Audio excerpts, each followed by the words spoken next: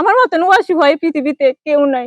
আমি কটিয়াদির মডেল টানায় যাই, কামাল স্যার উনিও পারে না। আমি মাননীয় প্রধানমন্ত্রীর কাছে যাই, আমি একটা প্রবাসী হয়ে যদি আমার এরকম সর্বহারা বানায়, আমি এটা দেশের কাছে বিচার চাই, মাননীয় প্রধানমন্ত্রীর কাছে বিচার চাই। আমাদের পুরুষ শাসিত সমাজে মেয়েদের আসল ঠিকানা কোথায়?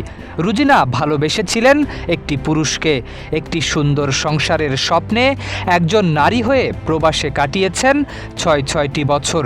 নিজের সুখ স্বাচ্ছন্দ্য বিসর্জন দিয়ে দিনের পর দিন পরিশ্রম করে উপার্জিত প্রতিটি টাকা তুলে দিয়েছেন পাষাণ স্বামী জয়নালের হাতে। কিন্তু দেশে ফিরে যে বাস্তবতার মুখোমুখি হয়েছেন তার জন্য মোটেও প্রস্তুত ছিলেন না অসহায় রুজিনা।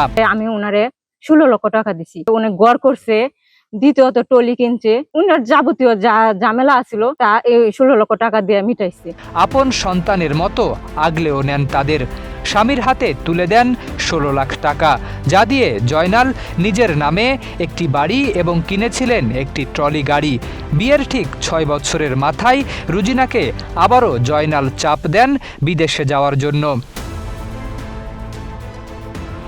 অবুঝ রুজিনা ২০২৩ সালে স্বামীর কথায় আবারও পাড়ি জমান দূরপ্রবাসে। সেখান থেকে আবারও পাঠান ৬ লাখ টাকা। প্রবাস থেকেই যে খবর শুনেছিলেন তা শুনে মাথায় আকাশ ভেঙে পড়ে।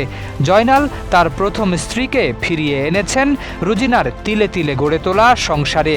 ২ বছর পর দেশে ফিরে ঘটনার সত্যতা পান। আমি ২ বছর যাওয়ার পরে শুনি উনি আবার ওই আগের বউরে নিয়ে আসছে। রুজিনার অভিযোগ, গত ২২ জুলাই দেশে ফিরে স্বামীর বাড়িতে গেলে তাকে অকথ্য ভাষায় গালিগালাজ করা হয় এবং প্রাণনাশের হুমকিও দেওয়া হয়। কান্নাজড়িত কণ্ঠে রুজিনা বলেন তিনি এখনও তার সংসার ফিরে পেতে চান।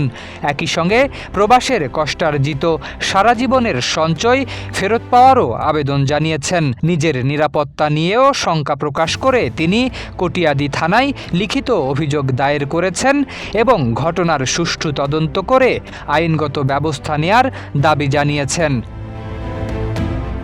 শরীফ উদ্দিন, ইত্তেফাক নিউজ।